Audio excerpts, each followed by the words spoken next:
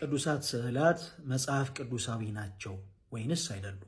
እንግዲህ ይሄ ጥያቄ ብዙ ጊዜ በተደጋጋሚ በቤተክርስቲያናችን ይነሳል። መልካም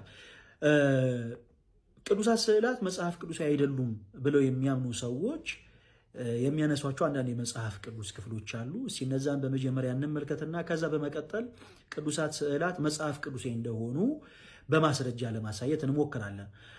ብዙ ጊዜ ቅዱሳት ስዕላት መጽሐፍ ቅዱሳዊ እንዳልሆኑ ማስተማርና ማስረዳት የሚፈልጉ ሰዎች የሚያነሷቸው የመጽሐፍ ቅዱስ ጥቅሶች በተደጋጋሚ የታወቁ ናቸው። ከነዛ ውስጥ ቀዳሚው ኦሪት ዘጸአት ምዕራፍ 20 ከቁጥር 4 ላይ ያለው ኃይለ ቃል ነው።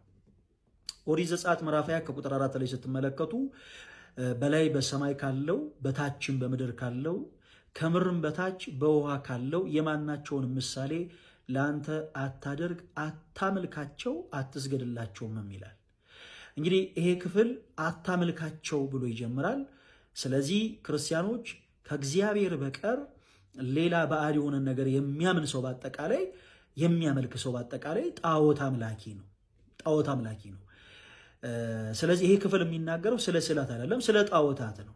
ስለ ጣዖታት ነው። በላይ በሰማይ ካለው በታች በምድርም ካለው ከምድርም በታች በውስጥ ካለው የማናቸውን ምሳሌ ለአንተ አታድርግ፣ አታመልካቸው፣ አትስገድላቸውም ይላል እና ይሄ ክፍል የሚናገረው ስለ ጣዖት አምልኮ ነው። እና ብዙ ጊዜ ግን ቅዱሳት ስዕላት መጽሐፍ ቅዱስ እንዳልሆኑ መናገርና ማስረዳት የሚፈልጉ ሰዎች ይህንን የመጽሐፍ ቅዱስ ክፍል አውጥተው ቅዱሳት ስዕላት መጽሐፍ ቅዱስ አይደለም ብለው አንዳንድ ክርስቲያኖችን ለማደነጋገር ይጠቀሙበታል።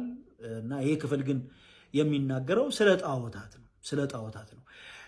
እንዲሁ ደግሞ ኦሪት ዘሌዋውያን ምዕራፍ 26 ከቁጥር 1 ላይ እኔ እግዚአብሔር አምላካችሁ ነኝና ለናንተ ጣዖት አታድርጉ ይላል።